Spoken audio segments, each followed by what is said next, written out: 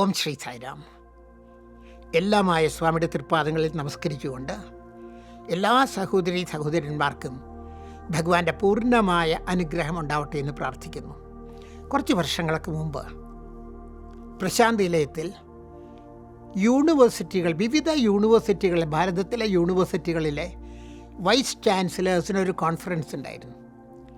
ഒരുപാട് യൂണിവേഴ്സിറ്റിയിലത്തെ വൈസ് ചാൻസലർമാർ ഈ കോൺഫറൻസിൽ പങ്കെടുത്തു.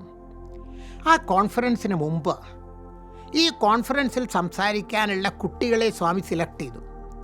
അപ്പോൾ ഭഗവാൻ പറഞ്ഞു, നമുക്കൊന്ന് റിഹേഴ്സൽ നടത്താം. നിങ്ങൾ എങ്ങനെയാണ് പ്രസംഗിക്കാൻ പോണതെന്ന് എനിക്കറിയണം. സ്വാമിക്ക് എല്ലാം അറിയാം, പക്ഷേ കുട്ടികൾക്കൊരു അവസരം കൊടുക്കുകയാണ് ഭഗവാന്റെ മുമ്പിൽ പറയാനായിട്ട്. പൂർണ്ണേന്ദ്ര ഓഡിറ്റോറിയത്തിൽ സ്വാമി കുട്ടികളോടൊക്കെ അഞ്ച് കുട്ടികളുടെ അവരോടൊക്കെ വരാൻ പറഞ്ഞു. സ്വാമി വന്നു. സ്വാമി സിംഹാസനത്തിലിരുന്നു. ഓരോ കുട്ടികളോടായിട്ട് സ്വാമി പ്രസംഗിക്കാൻ പറഞ്ഞു.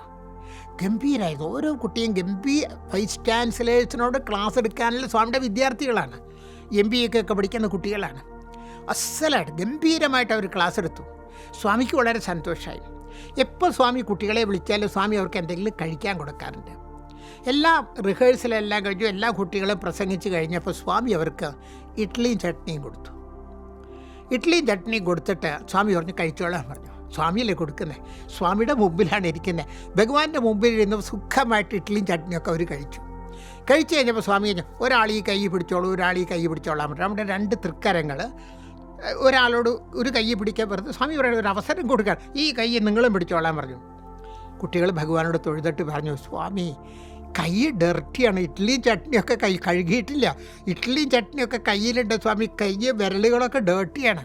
സ്വാമി പറഞ്ഞു, അത് കുഴപ്പമില്ല, മനസ്സ് ഡർട്ടി ആവാതിരുന്നാൽ മതി. പറഞ്ഞു, എന്നെ പിടിക്കുമ്പോൾ നിങ്ങളുടെ കൈ ഡർട്ടി ആണെങ്കിലും കുഴപ്പമില്ല, കയ്യിൽ ചട്നി ഇഡ്ഡലിയുടെ ഭാഗം ഉണ്ടെങ്കിലും കുഴപ്പമില്ല, നിങ്ങളുടെ മനസ്സ് ശുദ്ധമായിരുന്നാൽ മതി. ഇതാണ് നമ്മൾ മനസ്സിലാക്കേണ്ട ഒരു പാഠം. ഇതാണ് മനസ്സ് ശുദ്ധമാകുക, ഗുഡ് മൈൻഡ് ഉണ്ടാവുക. മനസ്സ് ശുദ്ധമാകാനുള്ള ഒരു മാർഗം മനസ്സിലെ ഭഗവാനെ പൂർണ്ണമായിട്ട് അങ്ങോട്ട് ഉൾക്കൊള്ളാം. ഭഗവാൻ മാത്രമാണ് ഇവിടെ ഇരിക്കുന്നതെങ്കിൽ അവിടെ അന്ധകാരം ഉണ്ടാവില്ല, അവിടെ നെഗറ്റീവ്സ് ഉണ്ടാവില്ല, അവിടെ നല്ലത് മാത്രമേ ഉണ്ടാവുള്ളൂ. അങ്ങനെ മനസ്സ് ശുദ്ധമായിട്ട് അവിടെ ഭഗവാനെ പൂർണ്ണമായിട്ട് ഇരുത്താനായിട്ട് സ്വാമി നമ്മളെ അനുഗ്രഹിക്കട്ടെ എന്ന് പ്രാർത്ഥിക്കുന്നു. ജയ് സായി.